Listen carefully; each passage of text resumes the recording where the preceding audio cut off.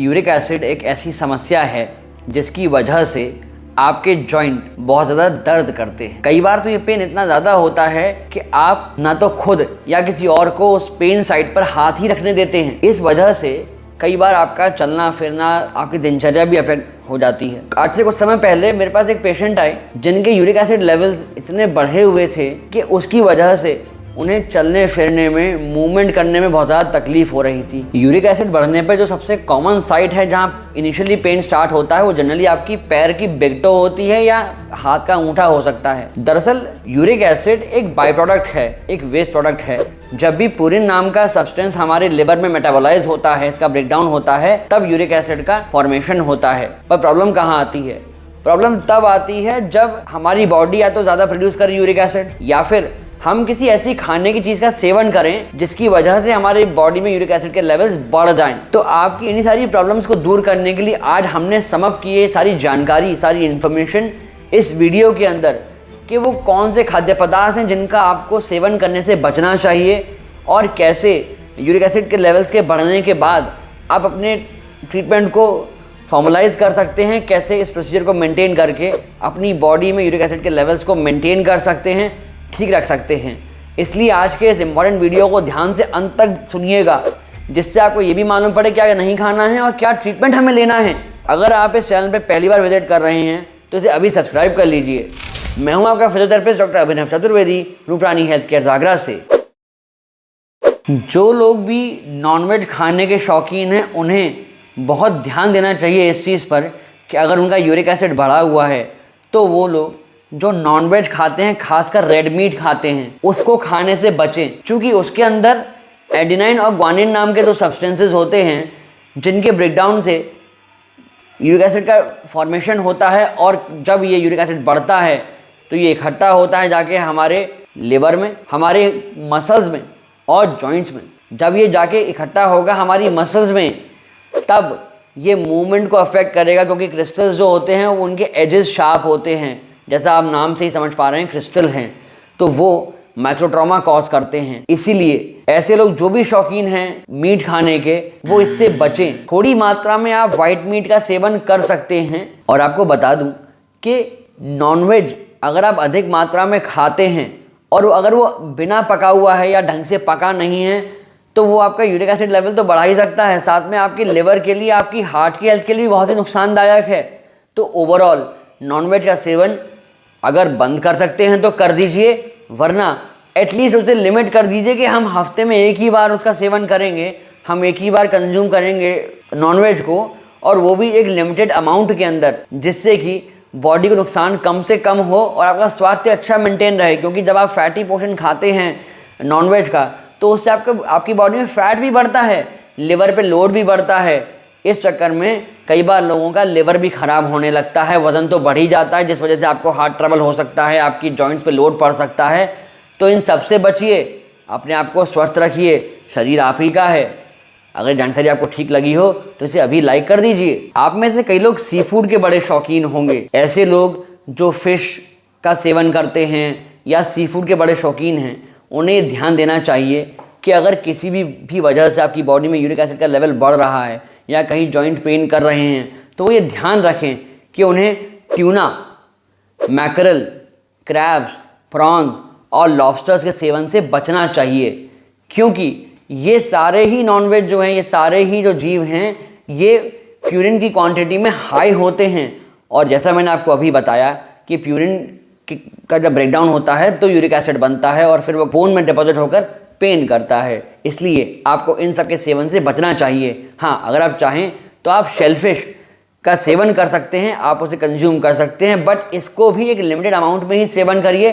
कोशिश करिए कि हफ्ते में एक ही बार इसका आप कंजम्पशन करें, जिससे कि आपकी बॉडी में इसकी जो क्वांटिटी है वो लिमिट रह जाए, जिससे आपको उस एक्सक्रूशिएटिंग पेन का सामना ना करना पड़े जो यूरिक एसिड लेवल्स के बढ़ने की वजह से होता है। अगर आप एनकाउंटर करते हैं कोई भी जॉइंट पेन से संबंधित समस्या, तो आप हमें नीचे कमेंट सेक्शन में कमेंट करके अपनी समस्या पूछ सकते हैं। हम प्रयास करेंगे आपकी समस्याओं का हल आपको प्रदान कर सके। नेक्स्ट आता है अल्कोहल कंजम्पशन। इसमें भी खासकर बियर के कंजम्पशन से क्या इफेक्ट होता है, तो आपको बता दें कि बियर जब आप कंज्यूम करते हैं तो ये आपकी जो किडनी की फिल्ट्रेशन एफिशिएंसी है उसे डिक्रीज़ करता है, उसको कम करता है। इससे आपकी बॉडी में जितना भी एक्स्ट्रा फ्लूइड है वो किडनी से फिल्टर होकर एक्सक्रीट नहीं हो पाता। आपकी बॉडी में कई बार स्वेलिंग आ जाती है और आपका वेट बढ़ने लगता है। इस वजह से कई बार लोगों को स्टोन्स बनने की या रिपीटेड कैल्कुलस फॉर्मेशन की शिकायत भी हो जाती है। जो सेकंड चीज़ है कि बियर बनती है यीस्ट से, फर्मेंटेशन से। तो ये जो यीस्ट है ये एक ऐसी लेयर फॉर्म कर देती है जिससे कि किडनी से फिल्ट्रेशन होकर यूरिक एसिड बाहर जा ही नहीं पाता। दूसरा, यीस्ट हाई होते हैं प्यूरिन में, तो हो गई ना दोहरी मार आपकी बॉडी के लिए यूरिक एसिड के फॉर्मेशन में।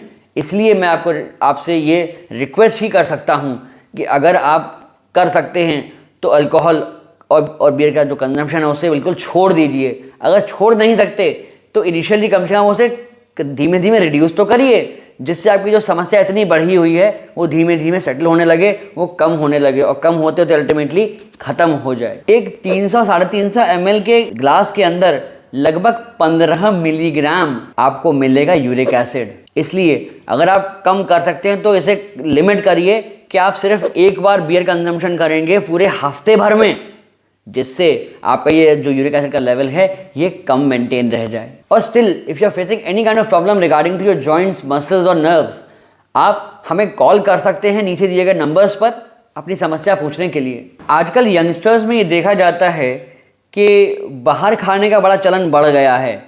उन्हें बेकरी आइटम बड़े अच्छे पसंद आते हैं, इसलिए हम अपने आसपास देखते हैं कि कई बेकरी शॉप्स खुलती चली जा रही हैं। और पहले जहां आज से कुछ साल पहले तक एक आध बेकरी शॉप ही एरिया में मिलती थी, आज वहीं हर चौथी दुकान या हर गली के कॉर्नर पर एक बेकरी स्टोर खुल गया है और लोग बड़े मज़े से वहाँ जाते हैं। वो चिप्स, कुकीज़, बर्गर्स, पेस्ट्रीज़ इनका सेवन करते हैं, या आजकल जो रोल्स आते हैं, ये सारे बहुत ही नुकसान हमें करते हैं। कैसे? एक तो इनके अंदर रिफाइंड शुगर होती है, रिफाइंड कार्ब्स होते हैं।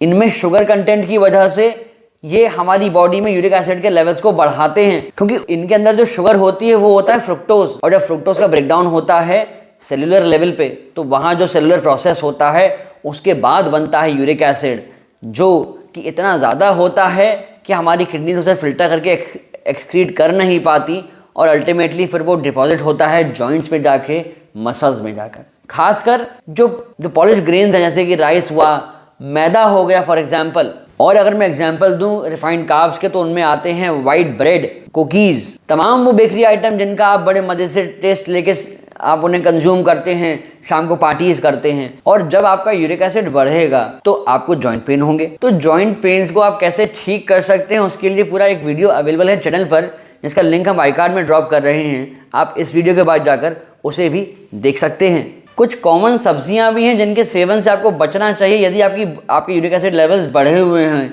तो इनमें आती हैं पालक, अरबी, गोभी, मशरूम, बैंगन और फ्रेंच बीन। अगर आप दाल के शौकीन हैं तो कुछ दालों से आपको परहेज़ करना चाहिए, जिनमें खासकर साबुत दालें हो सकती हैं, जैसे कि साबुत उड़द, साबुत मसूर, चने और छोले। आप जो अन्य दालें हैं, जो धुली हुई दालें होती हैं, उनका सेवन करिए, खूब शौक से करिए। उन्हें तो आप मिलाकर 2-3 दाल मिलाकर मिक्स करके भी बना सकते हैं, पर इनसे बचिए। अगर हम बात करें रिफाइंड ग्रेन्स की, तो अगर आप वाइट राइस का सेवन ज़्यादा करते हैं तो होता क्या है, वाइट राइस का सेवन करने से हमारे ब्लड में शुगर लेवल्स एकदम बढ़ जाते हैं, क्योंकि इनके अंदर जो शुगर होती है वो ब्लड के अंदर ग्लूकोज और इंसुलिन की मात्रा बढ़ा देती है, जिस वजह से हमारा डाइजेशन स्लो होने लगता है और पूरिन्स की मात्रा बढ़ जाती है।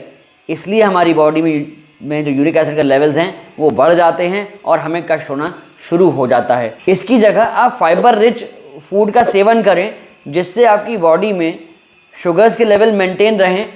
और जब शुगर के लेवल मेंटेन रहेंगे तो पूरिन्स की मात्रा आपकी बॉडी में नहीं बढ़ेगी, क्योंकि ये एंटीऑक्सीडेंट की तरह काम करेंगे। आपकी बॉडी में से ये सारे जो भी हार्मफुल सब्सटेंसेस हैं इनको रिड्यूस करेंगे, आप हेल्दी बने रहेंगे।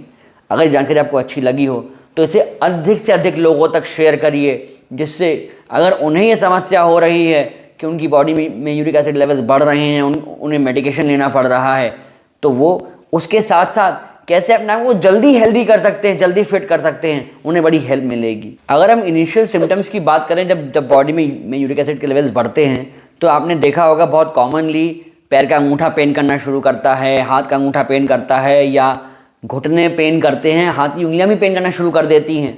जब धीमे धीमे समस्या बढ़ती है तो उस पेन साइड पे स्वेलिंग बढ़ जाती है, फिर टेंडरनेस हो जाती है। अगर हम बात करें नॉर्मल लेवल्स की कि ब्लड में हमारी बॉडी में क्या लेवल होना चाहिए यूरिक एसिड का, तो मेल्स में ये 3.4 to 7.8 होता है, और अगर फीमेल्स की बात करें तो ये 2.6 till 6 के लेवल तक ये नॉर्मल रेंज होती है यूरिक एसिड की। अब अगर हम यूरिक एसिड की समस्या जब बढ़ रही है तो इसका हमें ट्रीटमेंट कैसे करना है, इसके बारे में हम बात करें तो सबसे पहले तो आपको ऐसे खाने से बचना चाहिए जिसके अंदर प्रोटीन की मात्रा ज़्यादा होती है। साथ में आपको अपना बॉडी वेट मेंटेन करना चाहिए, क्योंकि जब आपका बॉडी वेट मेंटेन रहेगा, आपकी बॉडी में टॉक्सिन्स नहीं होंगे, आपकी बॉडी में फ्लूइड की मात्रा ठीक होगी, तो आपकी बॉडी की फंक्शनिंग प्रॉपर होगी, आपका मेटाबॉलिज्म ठीक रहेगा।